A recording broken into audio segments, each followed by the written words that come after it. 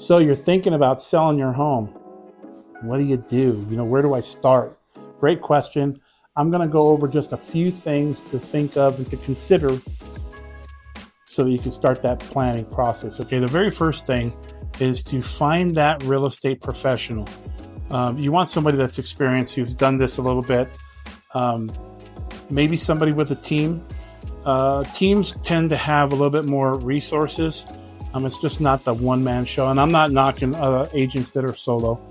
They can do just as good a job. It just is with someone who has a team, they have more people to help in that whole process, okay? And they're going to help you with figuring out pricing and all that kind of stuff. Number two is preparing the home for sale. A lot of people have a hard time with this part because, they've got pictures of their grandbabies and their kids, all that kind of stuff on the walls. This is now the time to start decluttering. Take those things off the wall. You're going to start packing stuff up. One thing I get asked all the time is, where should I put all this stuff? Guys, we don't really take a lot of photos of the garage. Now, if you've got a garage that's just super awesome workspace or whatever, and we want to showcase that, then yeah, we will. But for the most part, just pack up stuff and put it in the garage. That's totally fine to do. Researching the market. Now, that's where your real estate professional is really going to come in and hopefully shine for you. They're going to help you do what's called a CMA, a comparative market analysis. And that basically takes your home and compares it to the other homes in the area based on some certain criteria. Now, just so you're tracking, I've had people say, hey, Walt, well, this house down the street sold for this much more than ours. Well, you have to remember, you're going to apples for apples. Okay, you're not going to just take a ranch if you have a 2-story, right? An appraiser is not going to do that. So you have to find homes that are the same, 2-story or ranch, same-ish about square footage. So I usually do 3 to 500 above and 3 to 500 below. Again, your real estate professional will talk to you about all that stuff, but there's a lot of things that go into the comparables. Once you do that, your real estate agent is going to take all that information and hopefully guide you to where you and your family are able to make the best decision as far as price and stuff like that. Once that's done and you've actually hired your real estate agent, what's going to happen next, the ball is going to get turning on that marketing machine, right? That's what we call ours. So marketing is a huge piece. We're not going to get all into it, but we know about 44% of buyers find their homes on the internet. 30% of the buyers find their home using a real estate agent.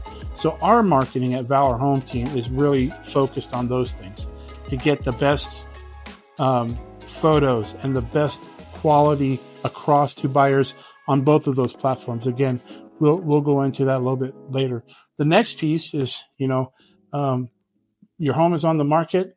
It's on the MLS. It's being marketed properly to all those buyers out there.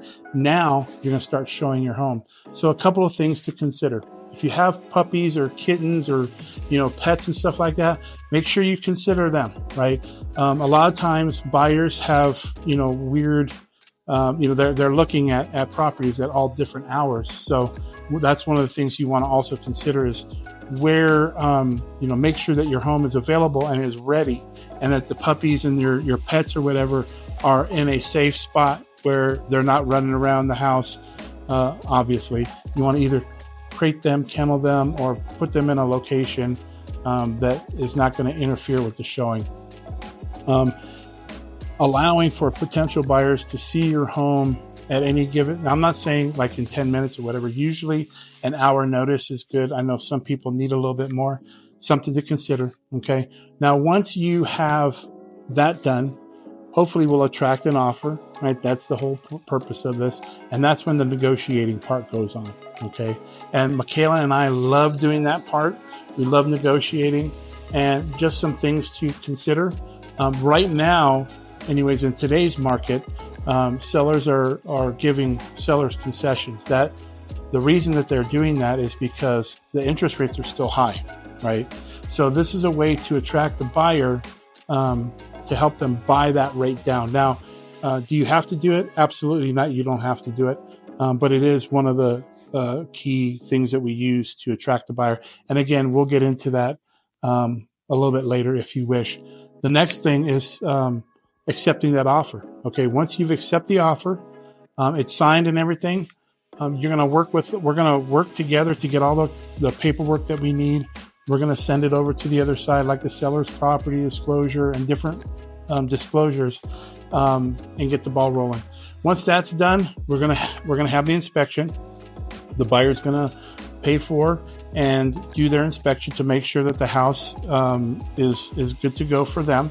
Once that's done, then we close the sale, right? The appraisal's done. We're at the closing table. Everybody's happy, and now it's time to celebrate. I know that's kind of a quick list, but I just wanted to give you an idea of the different things that happen. Obviously, if you guys are thinking about selling your home and you want to know more about this, Michaela and I will go into great depth and detail to make sure that you guys know exactly what's going on during the process. Again, if you guys want to sit down and go over that, please feel free to reach out to us. We're available when you need us to be. All right. Thanks for watching. Yeah, I also wanted to mention that Michaela has a video on the buying process.